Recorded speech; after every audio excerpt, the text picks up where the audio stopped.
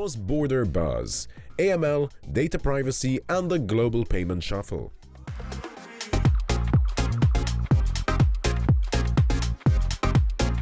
Thank you, thank you, thank you. As you can tell, this panel's going to be a little bit more fun than some of the other ones. That's because we have a couple of panel virgins here today as well. So if they stutter or they get a little bit scared of what they're saying, just give them a little bit of a nudge and they'll enjoy it. I told them to obviously look at you as if you're all in the nude, so it should be fine. So this panel is about cross-border, about AML, data privacy, how the global payments work, and how you can work with AML through different jurisdictions and through different tools. My name's Julian Goffin. I'm the CEO and co-founder of Alunafi, as we've just found out, the latest financial institution in Malta. And I'd like to introduce you to these wonderful people that are part of the panel. We have Raimund, we have Christian, Shaun, and Alexey. Alexey, if you'd like to introduce yourself first, and your company, please. Hello, everybody.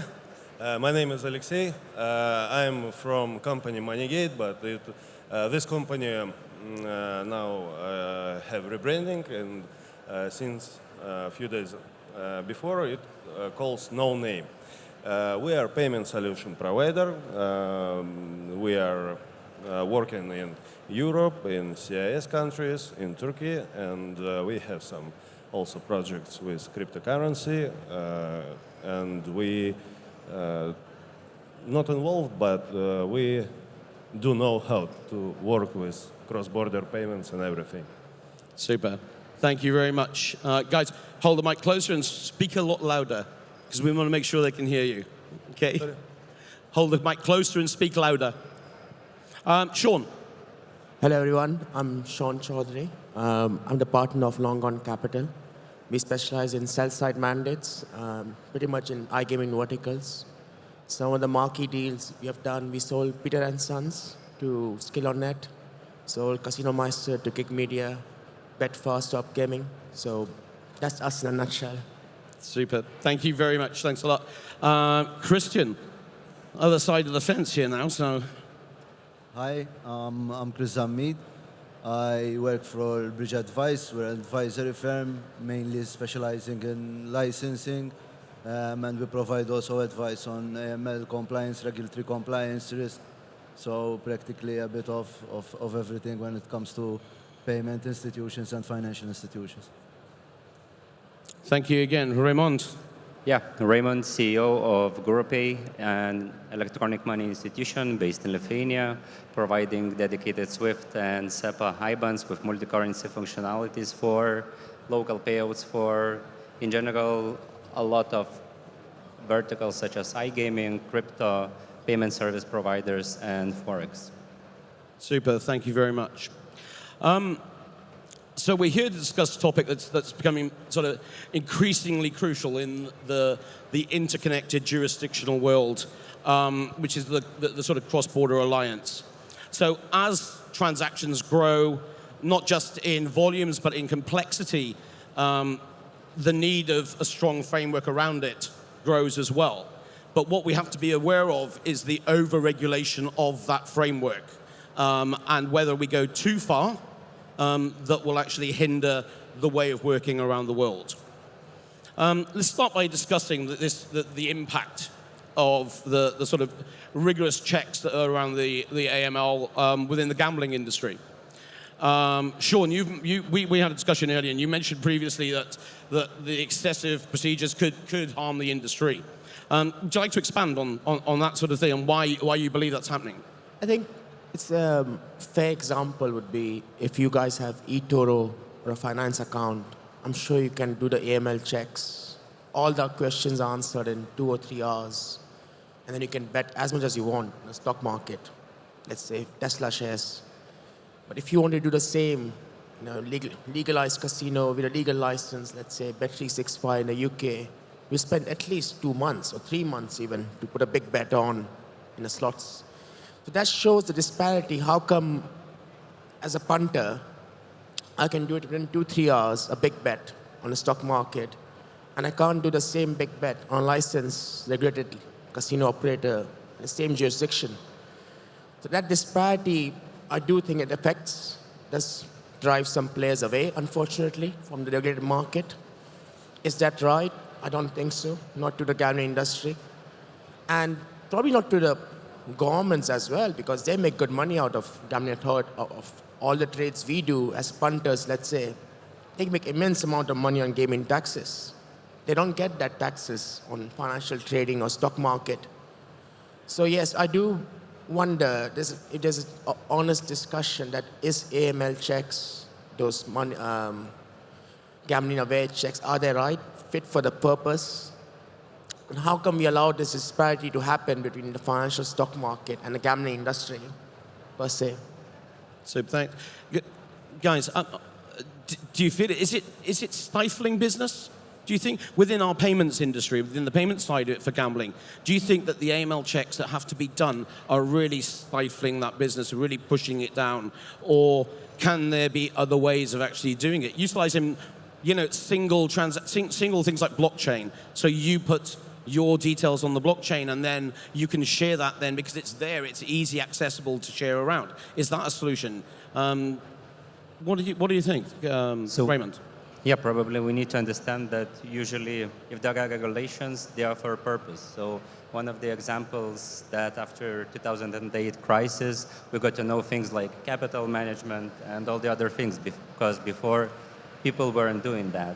So probably with AML, it's the same. And I would like to even redirect the question if the problem is AML checks itself, or our problem is that we cannot share our data with others, meaning there are no platforms on how do we share data and enable a smooth user experience for us, people, not representatives of companies, rather people itself. And I do know that Scandinavians, especially Denmark, Norway, and others, they have solutions such as EID and others, where as long as you're a citizen in there, you can open an account without any check, AML check, in any institution because your data is shared everywhere. So maybe sometimes it's about data sharing and ability to manage data rather than ML check itself, because in the end, somebody still has that data. So you need to get it, and that's it. Thank you. Do you think, let's use the buzzword that's been around for a few years now, and do you think there is a way that we can put AI into the check side of it, that maybe if we put AI in and we did the automation there, maybe then we would have too much reliance on automation and AI as opposed to actually having the personal touch to it?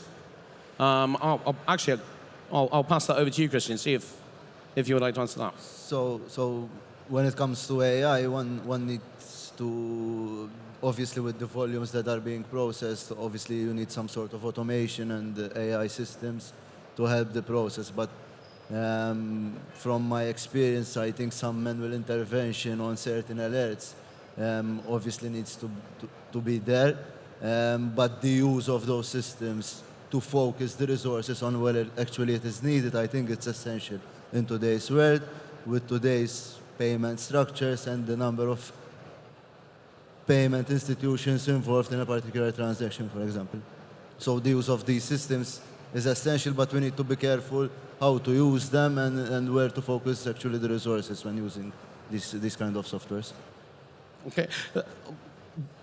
I think the key thing when it comes to that side and the automation and the AI side of it is that and I've seen this within the industry as well, is that on that reliance on it, if it's not set up correctly, then you lose the traction of actually either onboarding your player or getting that payment transaction going through because its fuzzy logic's not set up correctly or something's not correct in the background of that. I don't know, have any of you got any examples of the AI or the automation of anybody like to share it?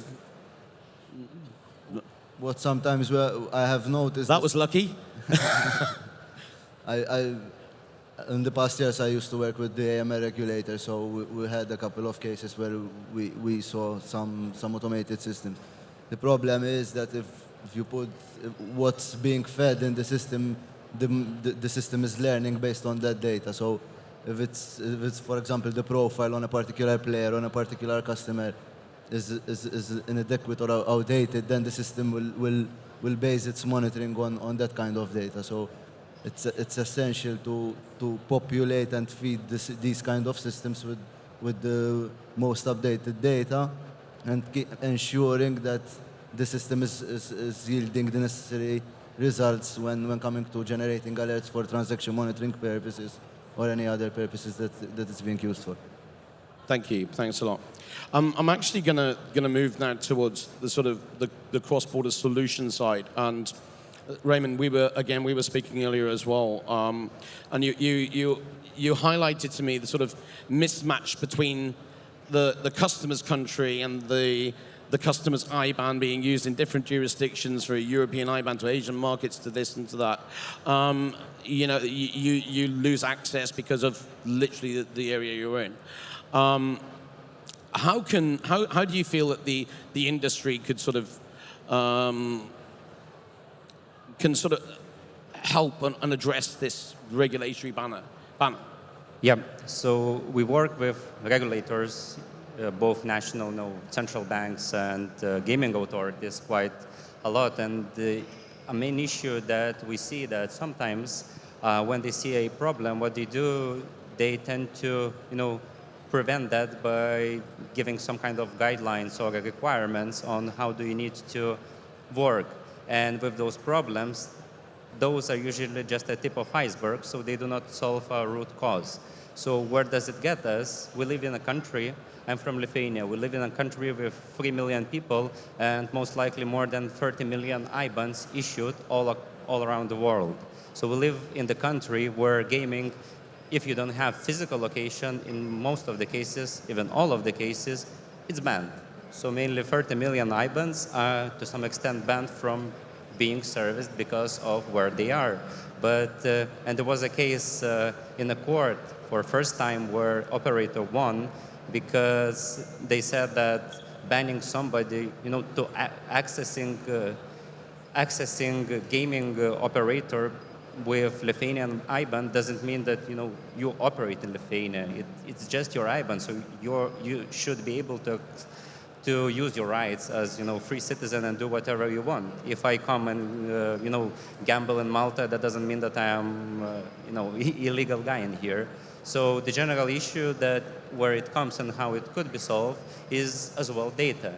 So, and that comes to our first question, that when you do those AML checks and when you get data from AML checks, these are data that we can use to solve a lot of issues that related with regulators, because even though they prevent some things, in the end it's all about the risk management. So if we can manage risks of illegal gaming and all the other things by covering such thing, not just an IBAN country, rather saying that, look, even though this guy's IBAN is Lithuanian, I know that he lives in Poland, and I know that this operator is, he can work with Poland. So when we are able to get that data, we are able to work together with operators and solve these issues. And we see that even sometimes when the law may say that you are not allowed, we know that we are even higher than the law, because most of the laws are most of the regulations are based on laws. So that's how you can solve it, but of course it's still communication and conversation with regulator and with operators. So at least that's how we approach this. Okay, thank you very much. And do you think then that maybe the facility of localized IBANs within our industry would be able, for Alexey, you're dealing a lot with the CIS sort of region. Now, I think the CIS region will have a different sort of way around it and a different route of working. So, what are the unique challenges that you feel that are within the CIS region when it comes to the AML and payments? At this moment, we have only got 10 minutes though, so I know there's a long list of problems. yeah, it's a long story, but in short, if I will tell you, it is There is no big difference between Europe and the CIS region. It's just different payment methods. And also, we have local payment methods. We have some cross-border payment methods. It is based on Russian payment systems. For example, NSPK, maybe you know about it. And most of the countries in CIS, they are working with this payment system. But all of the users of the iGaming, they like to pay in local payment solutions. It's like wallets. Maybe you know, it's like in Russia, it was Kiwi Bank. Everybody know about it, how it works. But this moment, it's not working because they have some issues with the government. So they stopped their work in this country.